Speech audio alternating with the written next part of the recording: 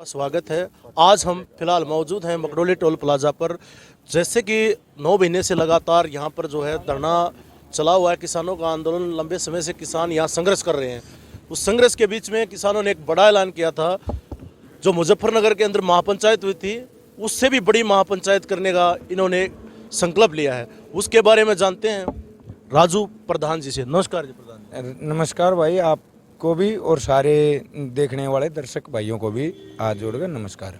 एक राजू भाई ये बताएं कि आपने महापंचायत रखी है, उसकी तारीख तो ऐलान हो चुका है 16 तारीख, ये सही है 16 अक्टूबर की? हाँ, 16 अक्टूबर की तारीख फिक्स हो गई है और हमने तैयारी करने लग गए हैं। आज अपने सांगवान खाप से अपने सोमवीर सांगवान जी से मुलाकात करी है, दिन में मुलाकात करी थी।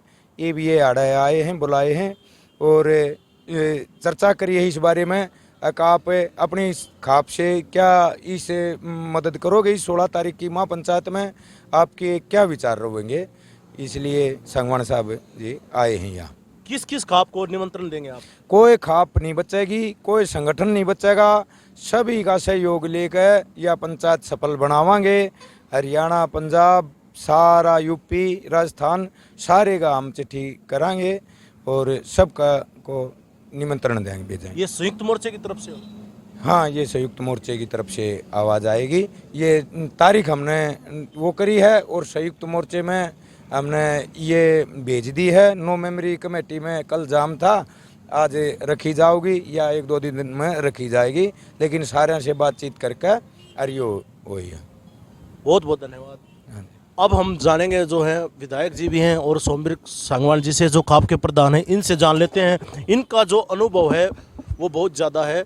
इन्होंने कितलाना टोल पर, अन्य टोलों पर जो तजुर्बा है उसके बारे में इनसे जान लेते हैं। नमस्कार जी विधायक। नमस्कार भाई साहब। आप जो आज पहुंचे हैं, जो पंचायत की यहाँ ऐलान हुआ है, उसके बारे में क्या डिस्कशन हुआ? ऐसा है कि जो 16 अक्टूबर की जो पंचायत यहाँ फिक्स हुई है संयुक्त मोर्चा की तरफ से, भाई अपने मकड़ोली टोल के ऊपर जो महापंचायत होने जा रही है, उसी सिलसिले में भाई राजू हमारे से मिला था। तो मैंने कहा था कि भाई साहब मैं एक बार मौके पर आऊँगा और यहाँ आके व्यवस्था को देखते हैं क्या सिस्टम है। मैं पूरी व्यवस्था देखने के बाद ये कह सकता हूँ कि बेहतरीन जगह है और यहाँ पंचायत होना बहुत ज़रूरी था। ये तो पहले हो जानी चाहिए थी, लेकिन देर आए दुरुस्त आए, क्योंकि हरियाणा के आंदोलन के अंदर रोहतक के भाइयों की भागीदारी होनी बहुत बड़ी बात है। हमारा रोहतक चौधरी जिला है, इन्हीं के रहनुमाई में पूरा हरियाणा प्रदेश काम करता है। तो यहाँ जो पंचायत होगी 16 तारीख को, बड़ी ज़बरदस्त उसकी तैयारी करेंगे और मैं भाइयों को पूरा विश्वास और भरोसा दिलाना चाहता हूँ। दादरी भैणी जिले की तरफ से हम पूरी ताकत के साथ, तन से, मन से, धन से इस महापंचायत को सफल बनाने में पूरा योगदान देंगे और हर तरह से पूरा सहयोग करेंगे। जो कल का भारत बंद था वो लगभग सफल रहा। किसानों ने जाम किया, रोड जाम किया, बहुत अच्छा जो उसका असर देखने को। इसका राजनीतिक में कैसा रहेगा? ऐसा है, जो कल का सफल आयोजन था, किसी आंदोलन को कामयाब होने में हम 55 साल की उम्र हो गई, ऐसा ज़बरदस्त प्रदर्शन इस प्रकार का हमने सुना ज़रूर था लेकिन देखा नहीं था, जो हमने आँखों से देखा। सरकार की कल ज़मीन खिसक गई पैरों के नीचे की। सरकार सोच रही थी ये कुछ आदमियों का आंदोलन है, कुछ विशेष वर्ग का आंदोलन है, लेकिन कल के आंदोलन बंद ने ये साबित कर दिया कि बाबा भीमराव अंबेडकर द्वारा बनाए हुए संविधान को मानने वाले हर हिंदुस्तानी का आंदोलन है।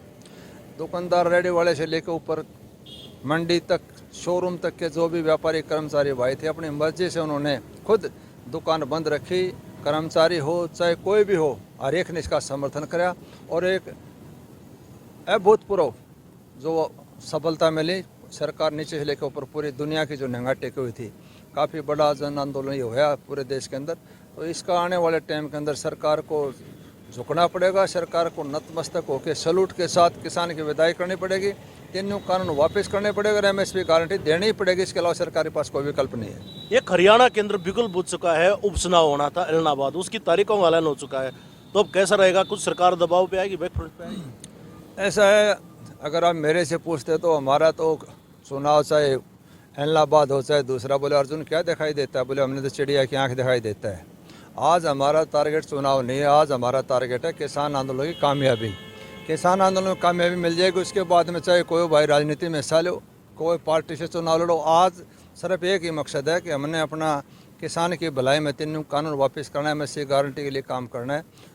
चुनाव में जो भाई कुछ ऐसा लेंगे लेते रहेंगे, लेकिन आज मैं कहता हूँ कि इस किसान आंदोलन के माध्यम से अगर कोई भी भाई राजनीति करना चाहता है, अपनी राजनीति चमकाना चाहता है, तो उससे गिरावादी मैं तो मानता नहीं हूँ। आज व्यवस्था ही नहीं आ रही है। आज तो ज़मीनी और किसान और इंसानियत की लड़ाई है, उसको बचाना है। ये कौम बचेगी, नस्ल बचेगी तो सब कुछ होगा, बड़ी इलेक्शन भी होगा। जब ये नहीं बचा तो फिर इलेक्शन में कौन पूछ रहा है।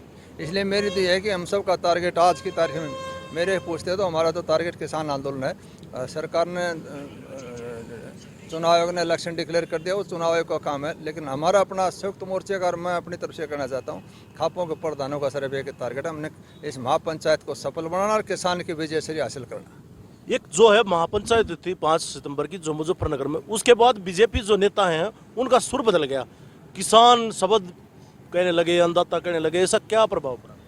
ऐसा है कि लोकतंत्र के अंदर सिर गिने जाते हैं। जब जनता Janardan, the voice of the people, voice of the God, जनता जनार्दन की आवाज़ भगवान की आवाज़ होती है। लोकतंत्र के अंदर जनता की आवाज़ को सुना जाता है। लेकिन मोदी जी की हठधर्मिता के कारण ये ऐसा था कि सिर्फ इसको छोटा जाति पाति के आधार पर बांट के, चाहे हरियाणा में जाट नॉन जाट, आप गुजरात में जाएंगे पटेल एंड अदर, महाराष्ट्र में जाएंगे मराठा एंड अदर, तो इस सरकार की पॉलिसी थी, वो लोगों को समझ में आ गई। मैं तो ये कहता हूँ कि आज भी भाइयों से कहना चाहता हूँ, इंसान इंसान है, कोई जाति पाति नहीं है। हमसे ऊपर उठ के इस देश की आज़ादी में सबका योगदान था, सबको साथ लेके चलें।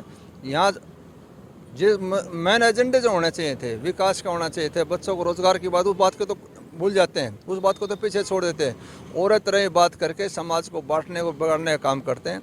इसलिए इस 5 तारीख की जो महापंचायत के बाद में सरकार को भी पता चल गया कि आज किसान जागरूक हो गया है, पूरा समाज इनके साथ खड़ा हुआ है, और उसी का परिणाम ये राजनीतिक आदमी भाप लेते हैं। जिस प्रकार बादलवाई होती है तो पता चल जाता है कि बारिश आने वाले, ये जिस प्रकार का माहौल देख के अपना आप रंग बदल लेते हैं। आज हर एक के मन पे है, ये तो पता चल गया कि किसान की विजय श्री होगी, इसलिए बहती गंगा में हाथ क्यों न धोलें। अब उन लोगों का इन किसानों के प्रति रुझान है, और ये कारण भी था इस आंदोलन को अब तक जो समस्या का समाधान होना चाहिए था सरकार ने, इसका न होने का कारण भी ये था कि लोग जो एमएलए एमपी जो सरकारों के अंदर शामिल हैं, किसी की भी हिम्मत ये नहीं थी मोदी जी को ये कहने के लिए कि आप गलत काम कर रहे हो, इसको चेंज करा जाए।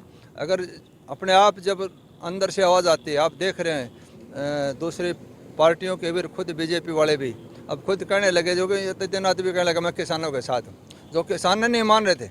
इस आंदोलन में जो कोई, चाहे वो करनाल की घटना थी, चाहे वो मुजफ्फरनगर पंचायत की थी या कल जाम की थी, इसके साथ साथ जिस प्रकार गिरगिट रंग बदलती है, इसी प्रकार ये नेता और पार्टी के लोग रंग बदलते हैं। जैसा माहौल दिखता है उधर ही, जिधर का हवा देखी उधर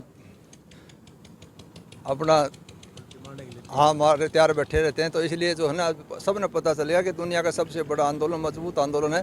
तो राजनीतिक लोग भी, राजनीतिक पार्टियां भी इवन को बुलाने की कोशिश करेंगे, भाई इसका सर हम लें, लेकिन सरकार ने अभी भी सद्बुद्धि दे भगवान, तीनों कानून वापस करके एमएसपी गारंटी देके इज्जत के साथ किसान की विदाई हो।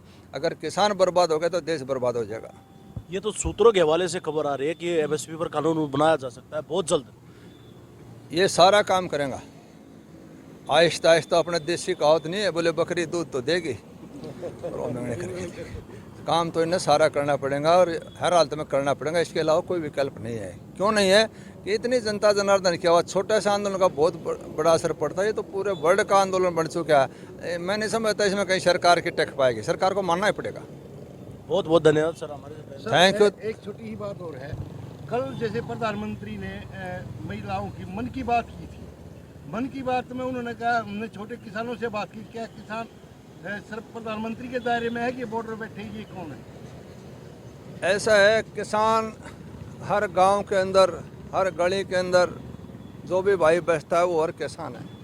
किसानी से जुड़ा है वो भी किसान है, कोई मजदूरी करता है वो भी किसान है। किसान के बगैर कुछ है ही नहीं। जहाँ तक माननीय मोदी जी की बात है, महिलाओं के मन की बात है, बच्चों के मन की बात है, जब आप हर एक के मन की बात कर रहे हैं तो किसान के मन की बात सुनने में क्या दिक्कत है? सरकार ने और मोदी जी ने किसान की बात को सुनना चाहिए और किसान की बात को मानना चाहिए। इसमें समाज का भी हित है, देश का भी हित है।